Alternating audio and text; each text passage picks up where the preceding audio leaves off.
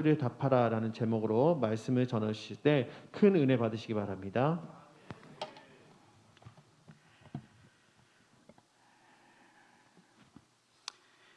주님 주시는 평안함, 또 주님 주시는 강건함이 여러 성도님들과 더불어 함께 하시기를 주님의 이름으로 축원합니다.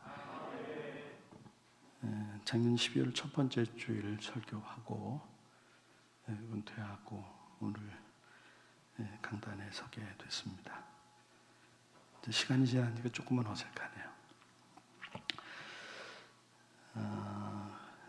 먼저 농어촌 사역연구소 사역을 위해서 여러분들이 기도해 주시고 또 물질로 후원해 주셔서 감사합니다. 한 60여 분 정도가 매월 또 후원해 주는 걸 알고 있고 또 교회에서도 또 적극 협력해 주셔서 너무너무 감사합니다. 최근에 진행된 사역점 그림통에서 잠깐 소개를 하겠습니다. 영상 좀 올려주시죠. 황령중앙교회 상주에 있는 교회입니다. 외부 모습 몇 장 있습니다. 황령중앙교회, 네, 넘겨주시죠. 네. 전통적인 시골 교회인데 지난번에 바닥 장판 공사를 했고 본당에 그리고 강단 뒷면이 너무 허당이라서 뒷면에 그 보온재로 뒷면을 붙이는 일을 작년에 좀 진행을 했습니다. 그리고 요번에 들어서서 그 옆에 부속 건물이 붙어 있는데 부속 건물이 전혀 난방도 안 돼 있고 쓸 수 없는 그런 상태에서 이번에 공사가 진행이 됐습니다. 다음 장으로 넘겨주세요. 진행된 사항인데 이제는 온돌 공사도 끝냈고 또 주방도 만들었고 또 화장실도 만들어서 냉난방이 다 가능하도록 했고 해서 이제는 그게 교인들의 어떤 사랑방 역할 또 동네 마을 주민들의 사랑방 역할도 이제 할 수 있는 그런 터전이 되었습니다. 제가 작년 5월달에 대표로 이렇게 취임을 했는데 취임하고 나니까 재정이 바닥이 나서 우선은 그 대표 취임식 때 교우들이 십시일반으로 축하금 지원해 준 거 또 그것을 활용을 해서 활동을 하고 또 작년 7월달에 청주 운암교회하고 청주의 운암교회하고 상주의 황령중앙교회를 방문하고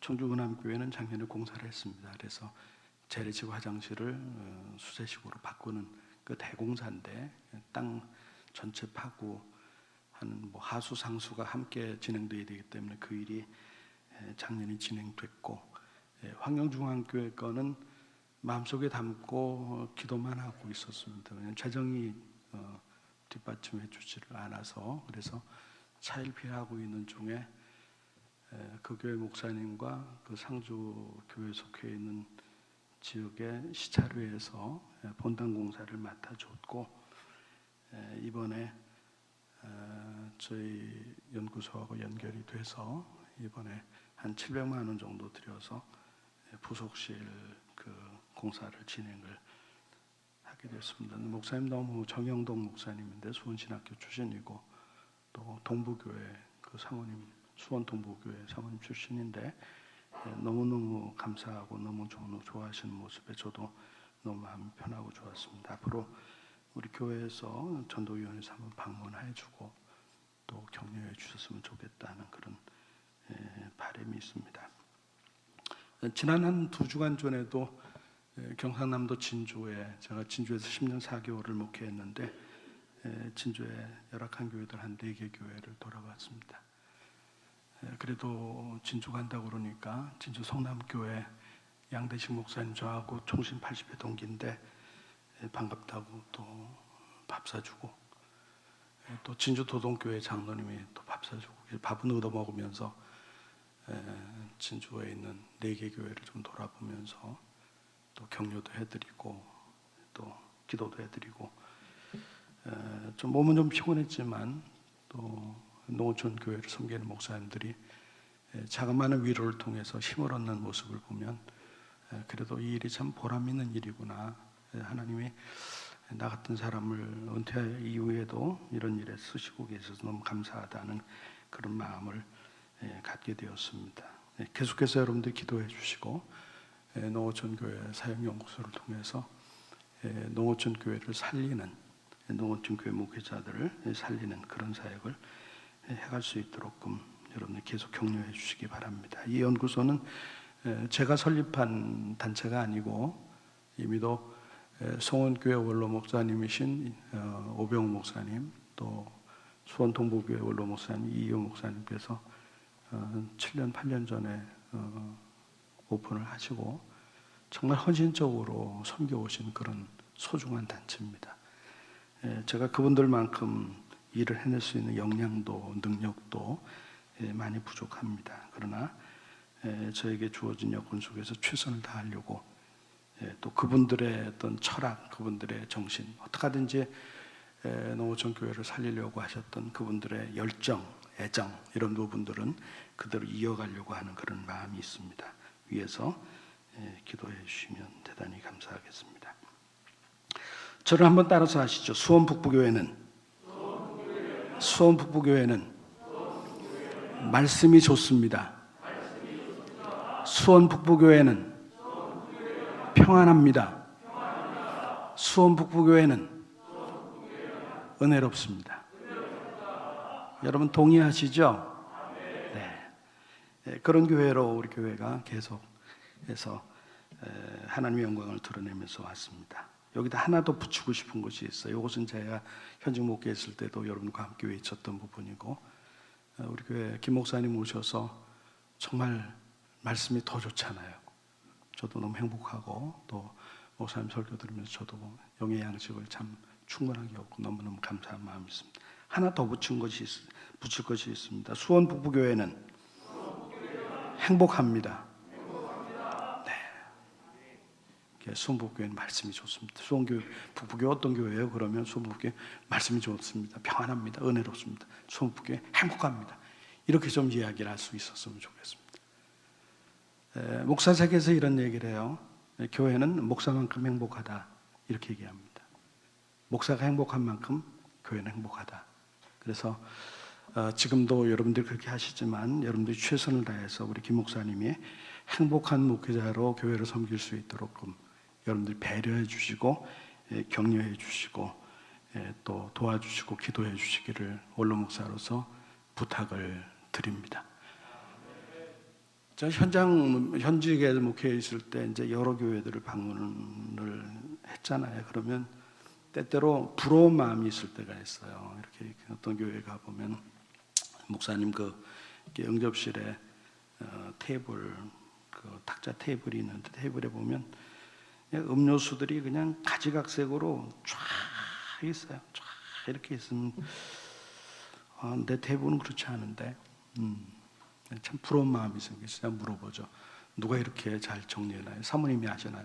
아니요, 우리 권사님들이 다 챙겨놓으셨어요. 권사님들이 다 챙겨놨어요. 때로는 이렇게 바로 앞에 있는 목양실에 냉장고 문이 열려져서 볼 때가 있습니다. 그러면 그냥 안에 꽉 차 있는 여러 가지로 꽉 차 있는 모습들을 보면서 부러운 마음을 가질 때가 있어요. 물어보죠. 목사님 냉장고 어떻게 저렇게 꽉 차 있어요? 누가 해놓은 거예요? 우리 장로님들 오셔서 우리 안수 집사님들 오셔서 들락날락하면서 비어있으면 채워놓고 비어있으면 채워놓고 너무너무 행복하고 너무너무 좋아요. 좀 그런 작은 배려, 큰 배려 아니거든요. 작은 배려거든요.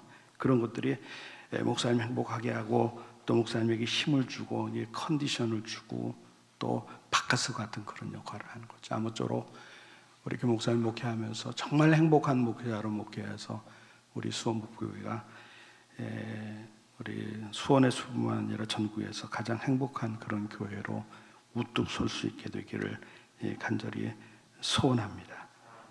한 가지 더 부탁하고 싶은 것이 있어요. 여러분들 우리 고 김영상 원로 목사님 잊으시면 안 됩니다. 이시면 안 됩니다. 이제 세상 떠나셨고 또 두 어른들 세상 떠났지만 고 김영상 목사님 없이 이 교회는 없습니다. 김영상 목사님 없이 수원북교회는 없습니다.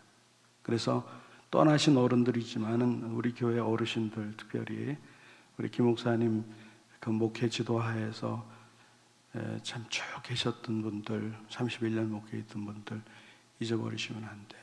그분의 애씀, 그분의 열정, 애정, 애씀, 이 모든 것들, 거기에 교회가 세워져 있다고 하는 것을 잊어버리면 안 돼요.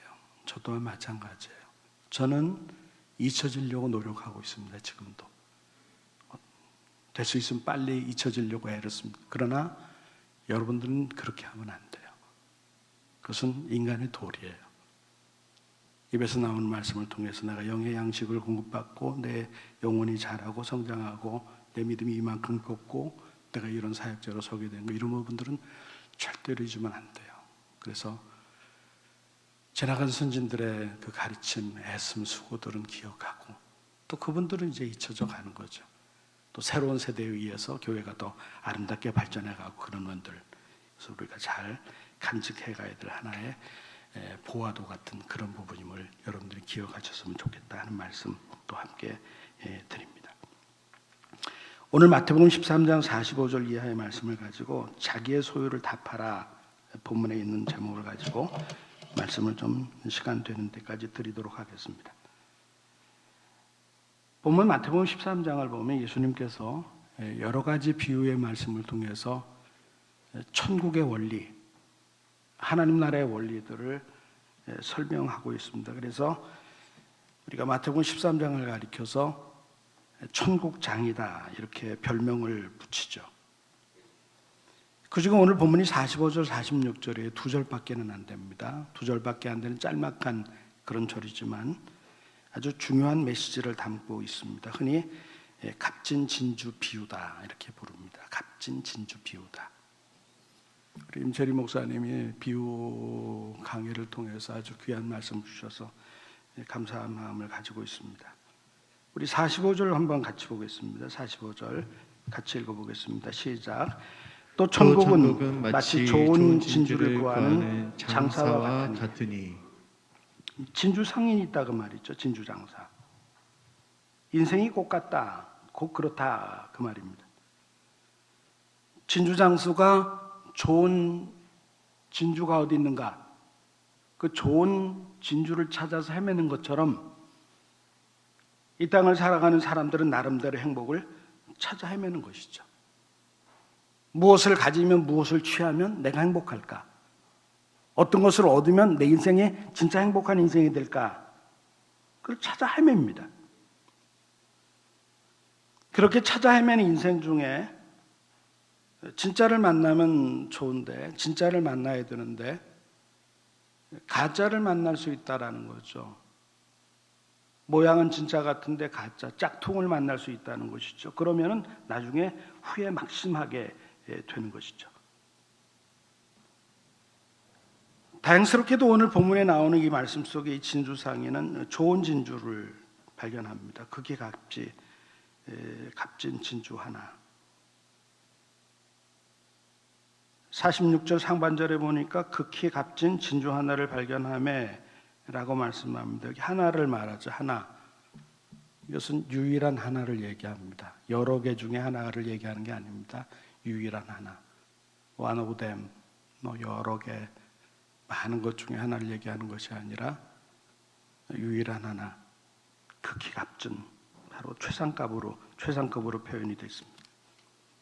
그러니까 이 진주장수가 발견한 이 진주는 최고의 가치를 지닌 진주, 유일한 진주라는 것이죠. 그것이 무엇인가? 세상에서 살 수 있는, 세상 금방에서 살 수 있는 그런 보석으로서의 진주를 이야기하는 것이 아니고, 이 말씀 속에서 우리에게 주님께서 비유를 통해서 가르쳐 주려고 하는 이 진주, 극히 값진 진주는 무엇을 이야기하는가? 바로 천국을 가리키는 말씀입니다. 그리고 그 주인공은 누군가? 예수 그리스도, 우리 구주 예수님이십니다. 두 부분으로 오늘 본문을 나누어서 제가 말씀드릴 겁니다. 첫째는 인생의 극히 값진 진주, 두 번째는 인생의 극히 값진 진주를 발견한 사람은 어떻게 살아야 되는가 하는 부분으로 말씀을 드리도록 하겠습니다. 예수님을 만나면 극히 값진 진주, 최고의 값진 가치를 지닌 진주, 천국을 얻을 수 있습니다. 예수를 만나면 천국을 얻을 수 있고 영생의 축복을 얻을 수가 있습니다. 우리가 예수님을 우리의 마음속에 영접하면 우리 마음속에 하나님 나라가 임하죠. 하나님의 나라, Kingdom of God, 마슬레이아 투 데우, 하나님의 나라, 천국이 우리의 마음에 임하게 됩니다. 요한계시록 3장 20절에 보니까 볼지어다 내가 문 밖에 서서 두드리노니 누구든지 내 음성을 듣고 문을 열면 내가 그에게로 들어가 그와 더불어 먹고 그는 나와 더불어 먹으리라 그랬습니다. 주님이 문 밖에 서서 두드려요. 이 문은 마음의 문을 의미하는 것이죠. 주님께서 우리의 마음의 문을 두들길 때, 똑똑똑 두들길 때에 우리의 마음문을 활짝 열고 내 마음에 예수님을 영접하고 그와 함께 사는 것, 예수님과 함께 사는 것이 무엇인가? 그것이 바로 영생입니다.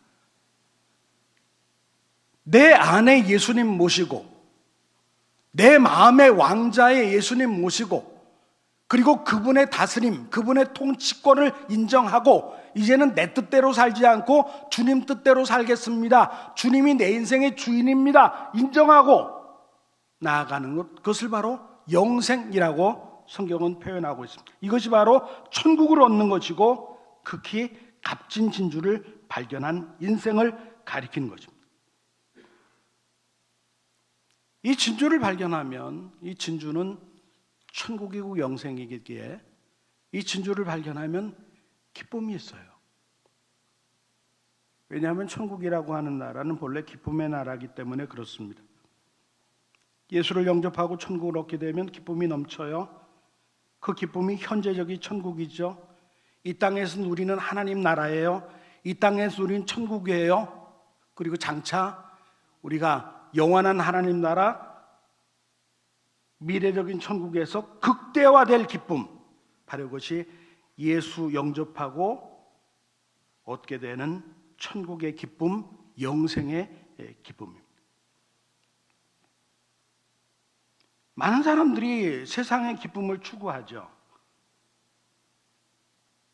지금도 여전히 세상의 기쁨을 찾기 위해서 이곳저곳을 헤매는 사람들이 있습니다. 그 이유가 있습니다. 천국의 기쁨을 알지 못하기 때문에 그렇습니다.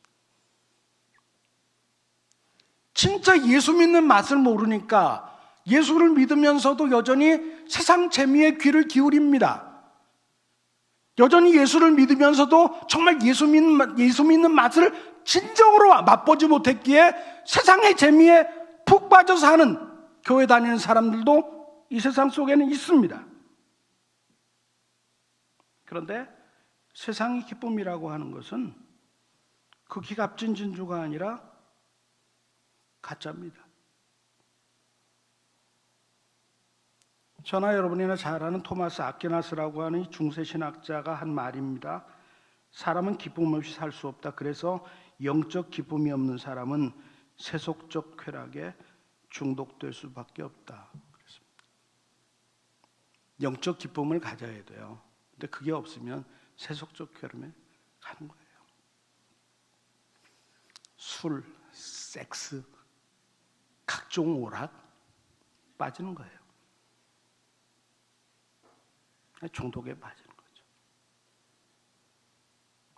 홀릭에 그냥 푹 들어가는 거죠.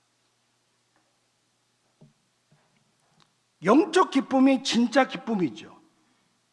이게 없으니까 가짜라도 찾아다닙니다. 여기저기 기웃거립니다. 그러다가 세속적인 쾌락에 점점 빠져들어가다 자칫 잘못하면 중독으로 깊숙하게 빠져버립니다. 자기의 힘으로는 빠져나올 수 없을 정도 깊은 늪 속에 빠지는 사람도 참 많습니다. 세속적인 기쁨을 추구하면 결국은 허망해지죠.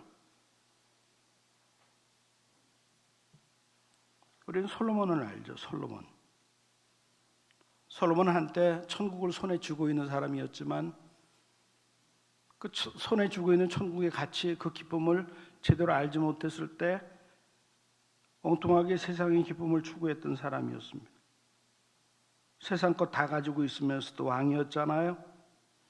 명예, 권세, 부귀, 온갖 쾌락 다 가지고 있었어요. 그럼에도 불구하고 뭐가 모자라서 더.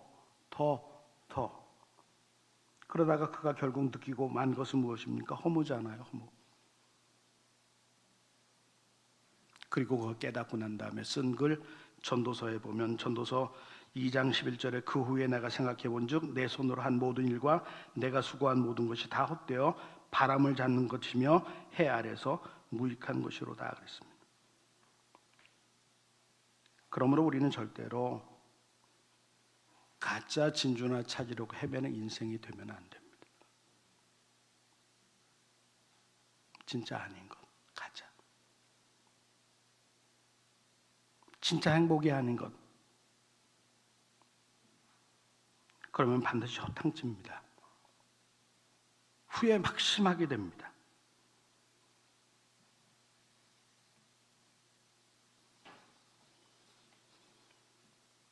보면 마태복음 13장 46절을 보면 극히 값진 진주 하나를 발견하며 가서 자기 소유를 다 팔아 그 진주를 사느니라 그랬습니다. 여기 주목해야 될 단어가 가서죠. 극히 값진 진주 하나를 발견하며 갔습니다. 아마도 달려갔을 것 같아요. 이야, 이거네.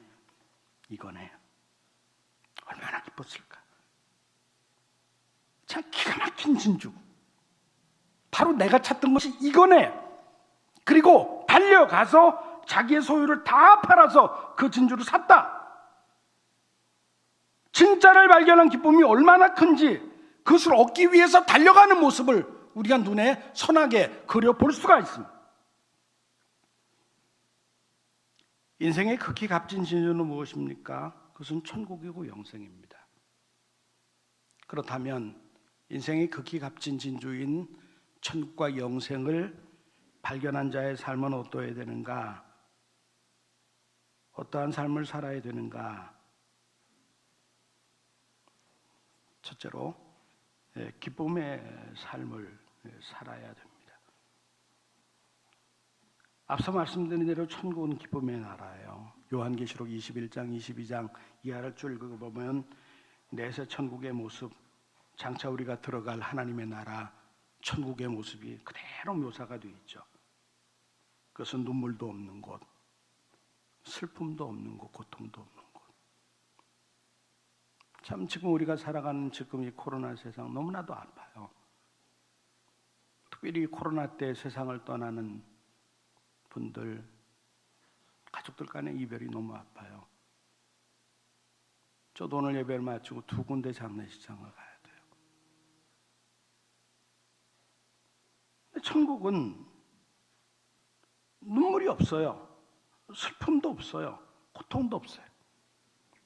완전한 기쁨이 가득한 나라, 완전한 기쁨만 가득한 나라가 바로 하나님의 나라, 천국임을 우리에게 말씀해 주고 있어요. 그런데 내세 천국만 그런가? 우리가 장차 죽어서 들어갈 하나님의 나라만 그런가? 성경은 우리에게 그렇게 말씀하지 않습니다. 그 기쁨은 현세에서도 예수 믿는 성도들의 마음속에 생수의 강처럼 흘러 넘치게 된다고 우리에게 말씀해 주고 있습니다. 물론 육신의 한계 때문에 세상이 험하기 때문에 제한적이긴 하지만 우리가 장차 누리게 될 하늘에서의 극한 기쁨과 예수 믿고 내 마음속에 누리게 되는 그 현세적인 기쁨과 이것은 동질의 같은 질의 기쁨임에는 틀림이 없습니다. 그래서 바울이 이렇게 얘기하죠. 하나님 나라를 정의하면서 로마서 14장 17절에 하나님의 나라는 먹는 것과 마시는 것이 아니오 오직 성령 안에 있는 의와 평강과 희락이라 그랬죠. 천국은요 육신적으로 먹고 마시는 게 아니래요. 천국은요 육신적으로 잘 먹고 잘 마시는 것이 아니래요. 천국은 뭐라고 말씀합니까? 성령을 통해 주어지는 신령한 평안, 기쁨이라는.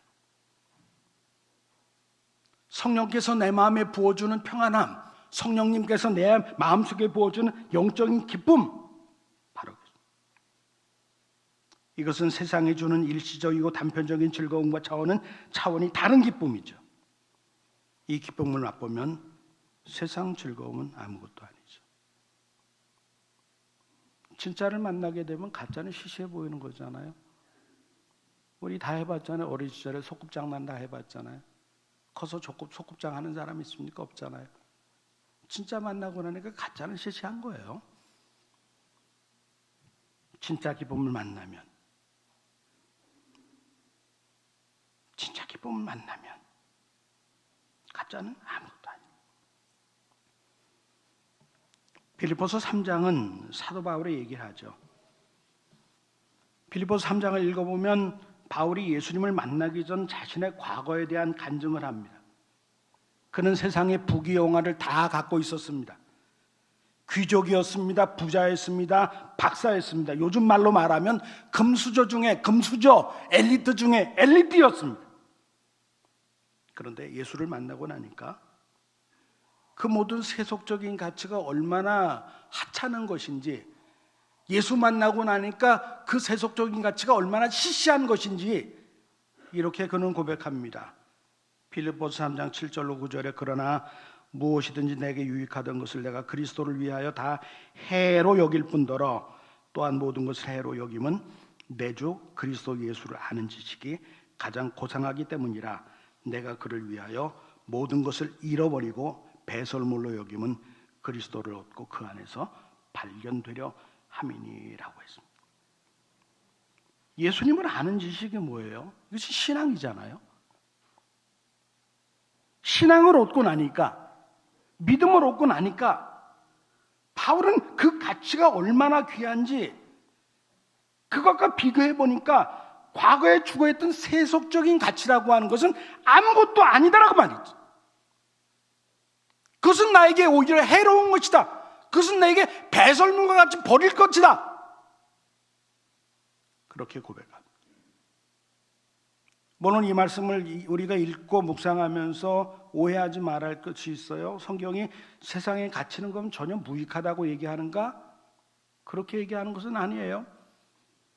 세상의 가치도 유용합니다. 세상의 가치라고 하는 것도 상당한 가치를 가지고 있습니다. 다만 예수 믿음으로 얻은 천국의 기쁨과 비교해보면 별것 아니다. 예수 믿고 얻은 기쁨, 예수 믿고 얻은 영원한 가치와 비교해보면 그것은 시시한 것이다. 한마디로 말하면 바울이라는 사람은 세상을 팔아서 천국을 산 사람, 이 땅을 살아가는 많은 사람 가운데 천국 팔아서 세상 사는 사람 많아요.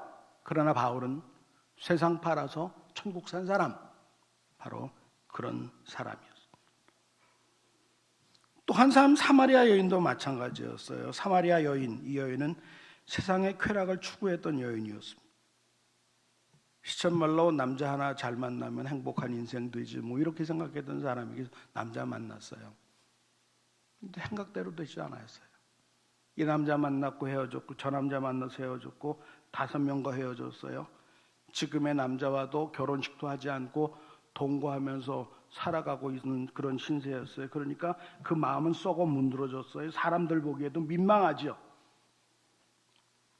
그래서 무슨 물은 마셔야 되겠기에 우물가에 가서 물은 길러야 되는데 대낮에는 창피해서 그 한가 이렇게 사람들이 많이 모이는 그 시간에는 사람들이 모이면 가서 사람 만나면 부끄러우니까 그때는 가지 못하고 사람들이 오지 않는 그 아주 한낮 뜨거운 때 물동이를 가지고 우물가에 물 길러 갔다가 거기서 예수 만나죠. 예수님 만나서 예수님 말씀을 듣는 가운데 신령한 생수를 경험합니다. 영생, 신령한 생수 천국을 경험하게 됩니다. 바로 마음속에 천국이 임한 거죠. 마음속에 하나님의 나라가 임한 거죠. 예수를 만나고 마음속에 예수의 말씀을 듣고 평안함을 얻고 예수를 통해서 생명의 생명수, 영생수 그것을 발견하고 난 다음에 얼마나 기뻤든지 그렇게 피해 다녔던 마을 사람들에게 그 기쁨을 전하고자 뛰어서 마을 속으로 달려갔습니다. 요한복음 4장 28절 29절에 여자가 물동이를 버려두고 동네에 들어가서 사람들에게 이르되 내가 행한 모든 일을 내게 말한 사람을 와서 보라, 이는 그리스도가 아니냐 하니 얼마나 그랬습니다. 얼마나 기뻤길래 물동이까지 버려두고 갔겠는가. 구약 성경을 보면 다윗도 이런 기쁨을 맛봤습니다. 그는 심지어 고난과 시련 중에도 그 기쁨을 맛봤어요. 시편 150편 가운데 시편 4편, 이 시편 4편은 다윗이 아들 압살롬에게 반란을 당해서 피해 다닐 때 썼던 시로 그렇게 알려져 있는 시입니다. 근데 그는 뭐라고 고백하는가 하면 시편 4편 7절 8절에 내가 평안히 눕고 자기도 하리니 나를 안전히 살게 하신 이는 오직 여호와이시니이다 그랬습니다. 하나님 마음속에 거하시니까 신령한 기쁨이 넘쳐. 이것이 바로 천국의 기쁨이거든요. 육신적으로 생각하면 불안하죠. 육신적으로 생각하면 굉장히 불편하죠.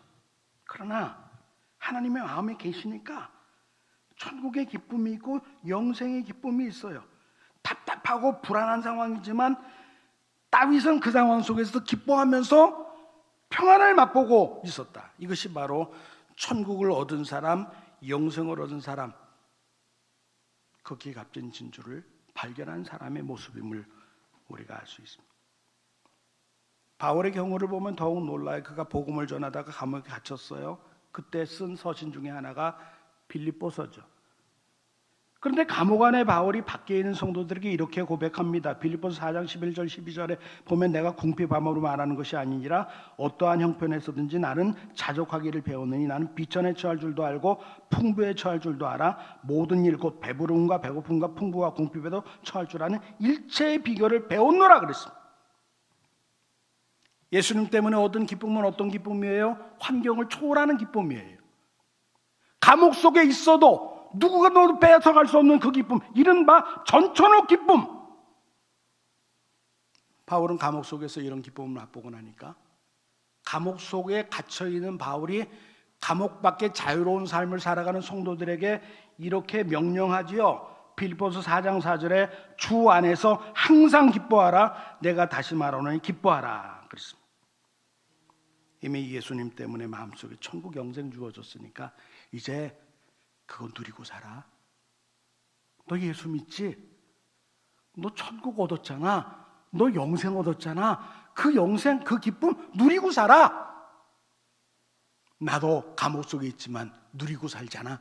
너희도 누리고 살아. 이렇게 바울이 권면하고 있는 것입니다. 인생의 극히 값진 진주를 발견한 자의 삶 첫 번째는 바로 천국의 기쁨이 있는 것입니다. 저도 여러분들 마음속에 이 천국의 기쁨, 이 평안함이 가득하기를 예수님의 이름으로 축원합니다. 둘째로 우리의 마음속에 천국의 기쁨이 있으면 두 번째 저절로 헌신하게 됩니다. 보면 46절에 보면 진주를 발견한 상인이 자기 소유를 다 팔아서 진주를 사죠. 무슨 말이에요? 이 진주를 위해서라면 아무것도 아끼지 않겠다라고 하는 말이죠. 이 진주를 내가 구하기 위해서라면 포기할 수도 있고 희생할 수도 있다. 바로 이거 헌신이죠. 가장 값어치 있는 것, 가장 소중한 것, 가장 좋은 것을 위해서 그렇지 않은 것들을 포기하고 희생할 수 있는 것, 바로 이것을 우리는 헌신 이렇게 표현하는 것입니다. 바울은 천국의 기쁨을 맛보고 난 다음에 인생의 목적이 바뀐 사람이었습니다. 그런 과거에는 세상의 가치를 추구하고 소유하는데 인생의 목적이 있었습니다. 그런데 이제는 천국 복음을 위해서 모든 것을 바치게 되었습니다.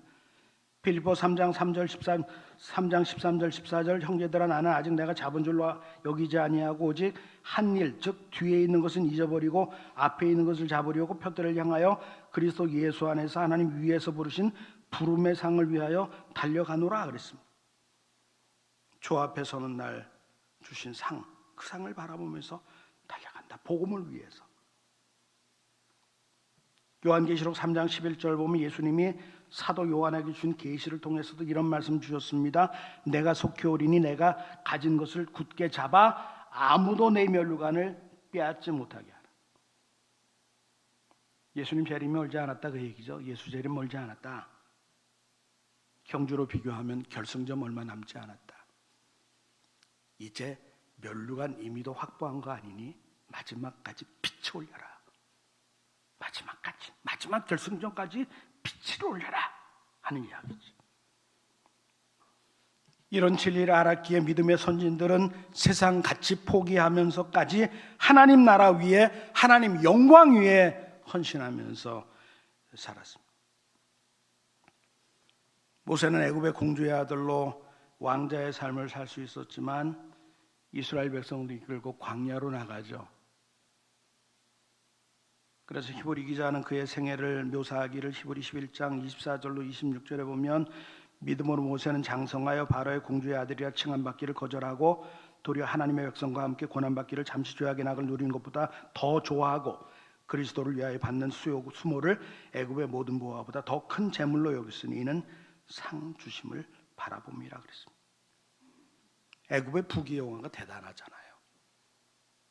애굽의 부귀영화 대단하죠. 그러나 천국의 기쁨을 맛보았기에 그 애굽의 부귀영화를 포기할 수 있었다 그 말이에요.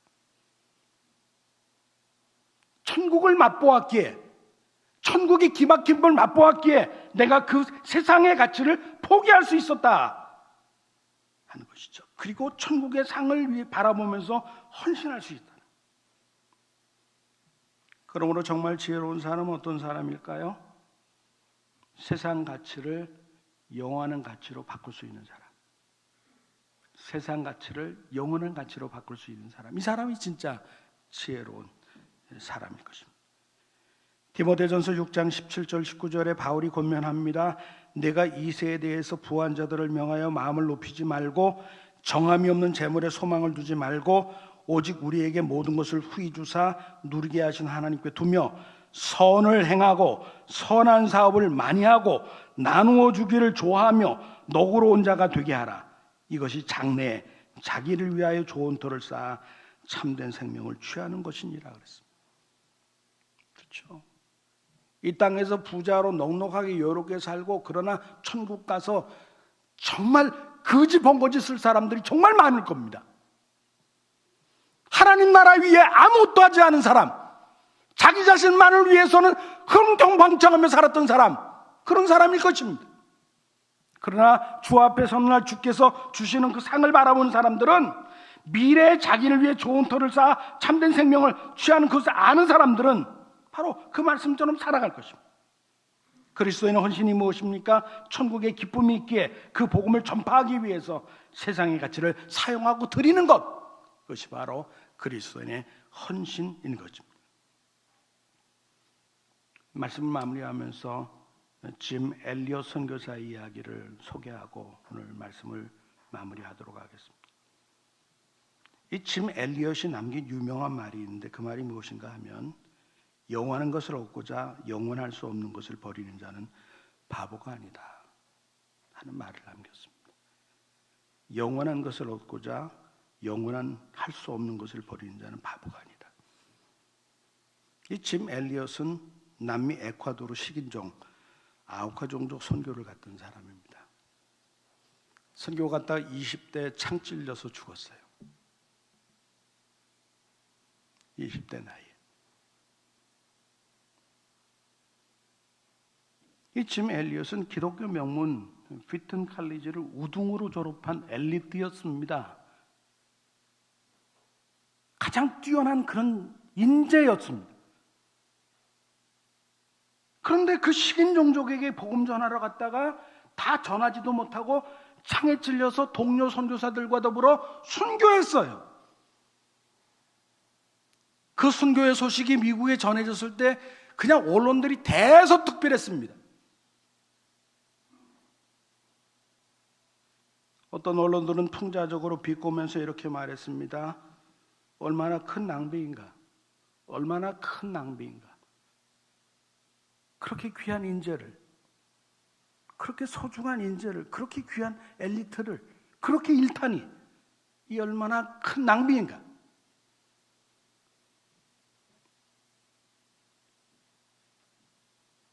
그런데 그의 엘리자벳은 이렇게 맞받아쳤습니다. 얼마나 고귀한 투자인가. 얼마나 고귀한 투자인가. 정말 그랬습니다. 그 후에 엘리자벳은 다른 선교사들의 순교한 선교사들 부인과 함께 아우카족을 향해서 다시 나아갔습니다. 그 아우카 종족들이 남자들은 해치는데 여자들은 해치지 않는 그런 종족이었습니다. 그래서 그 아우카 종족 깊숙이 이 선교사의 아내들이 같이 가서 거기서 아주 헌신적으로 성실하게 최선을 다해서 봉사를 했습니다. 오랜 시절 동안 아우카 종족들과 친해졌어요. 이제 대화도 통했어요. 서로가 마음의 신뢰도 가졌어요. 어느 날 그들의 헌신을 아름답게 지켜보던 추장이 그 이유를 물어봤어요. 당신들은 왜 이곳에 와서 이렇게 우리 종족들을 위해서 애써주십니까? 어떤 이유 때문입니까? 그때 엘리자벳은 그렇게 얘기했습니다. 우린 그때 당신들이 죽인 그 사람들의 부인들이요. 그 주장이 울었습니다. 눈물을 펑펑 흘리면서 자신들의 이전의 잘못을 회개하고 복음을 믿고 예수를 믿기로 작정하고 그 온 족속들이 다 세례를 받는 엄청난 역사가 일어났습니다.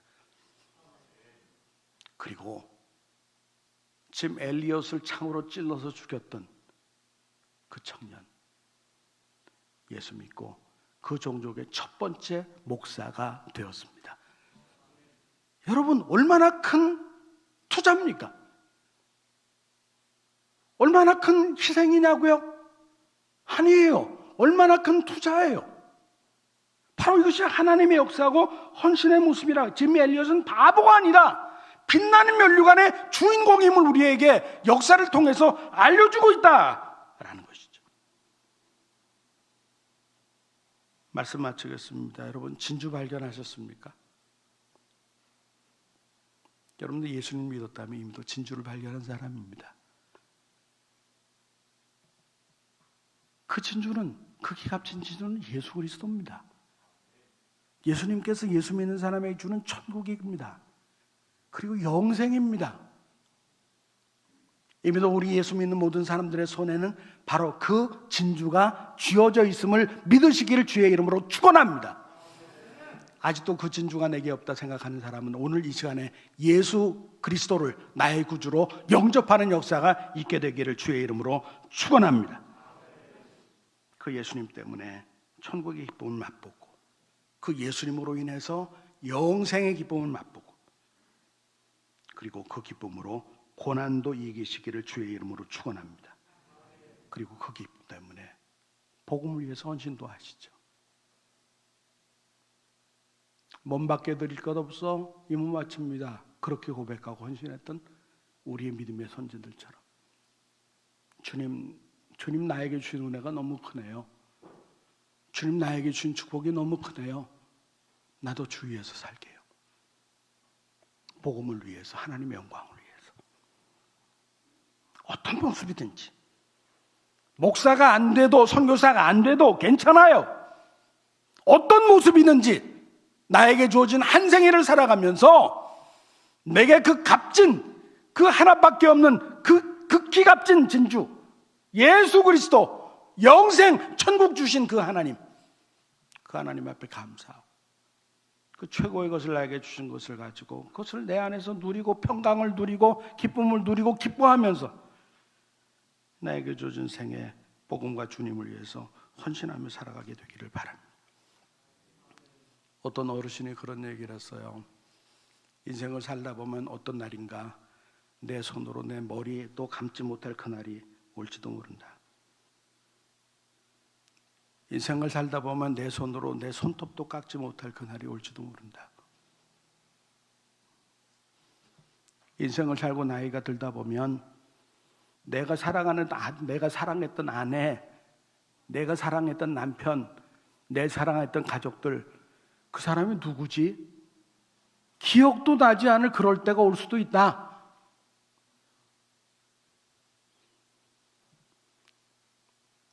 여러분 그렇게 안 되기를 주의 이름으로 축원합니다. 건강하시기를 바랍니다.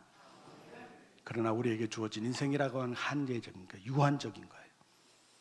남은 생에 주님 주신 은혜 마음속에 새록새록 새겨가면서 헛살지 말고 이 빠르게 지나가는 광음들 그냥 대충 보내지 말고 주님 주신 천국과 영생 기쁨은 누리고 살고 그리고 주님을 위해서 복음을 위해서 영원하지 않은 것들 그것을 영원한 것을 위해서 투자하고 헌신하며 살아가는 여러분들 되시기를 예수님의 이름으로 축원합니다.